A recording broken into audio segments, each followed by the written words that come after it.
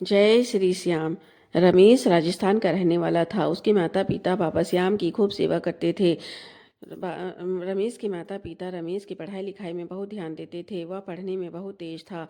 पूरे गांव वाले और स्कूल के अध्यापक माता पिता को उससे बहुत उम्मीद थी। जब वह परीक्षा पास करके शहर के बड़े इंजीनियरिंग कॉलेज में दाखिला करवाता है, तब उसके पिता ईमानदार कर्मचारी थे, इसीलिए तनख्वाह का पैसा उतना नहीं बच पाता था। तो माता अपनी गहनों को बेचकर उसका दाखिला कराती है और माता पिता कहते हैं कि हमें तुमसे बहुत उम्मीद है, हमने खून पसीना लगाकर तुम्हारा दाखिला करवाया है, इसे व्यर्थ न जाने देना। तो रमेश हौसला दिलवाता है कि वह मन लगाकर पढ़ेगा। जब वह शहर आता है तो चकाचौंध देखकर डर जाता है, अपने आप को हौसला देता है और लाइब्रेरी में बैठकर दिन रात पढ़ाई करता है। उसी बीच एक लड़की उसके संपर्क में आती है, प्रिया। प्रिया शहरी लड़की थी, खर्चीली।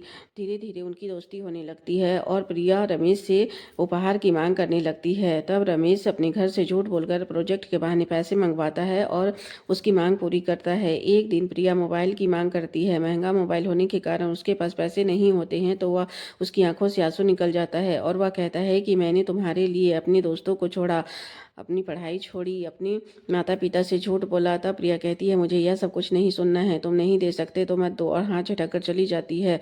तब रमेश का दिल टूट जाता है और वह सोचता है कि अब तो मैं बिल्कुल अकेला हो गया हूँ। ना तो मेरे पास प्रिया है, ना ही दोस्त, और ना ही मेरा आत्मसम्मान बचा है। माता पिता से मैंने झूठ बोला है। इस ग्लानि में वह शराब पीना शुरू कर देता है। अपने कमरे में कई दिनों तक बंद रहता है, रोता रहता है। एक दिन वह सोचता है मुझे मर जाना चाहिए। वो पुल में जाकर खड़ा हो जाता है और जैसे ही वह कूदने वाला होता है तो उसे एहसास होता है कि कोई उसके कंधे में हाथ रख रहा है।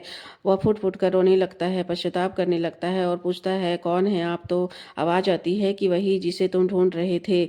जब पश्चाताप के आंसू निकल जाते हैं तो सारा अंधेरा छट जाता है। तुम ऐसी गलती ना करो, तुम्हारे माता पिता को तुमसे बहुत उम्मीद है, और तुम फिर से नया जीवन शुरू करो तो सब ठीक हो जाएगा। जैसे ही वो आंसू पोंछ कर आंखें खोलता है, देखता है कि कोई भी नहीं है।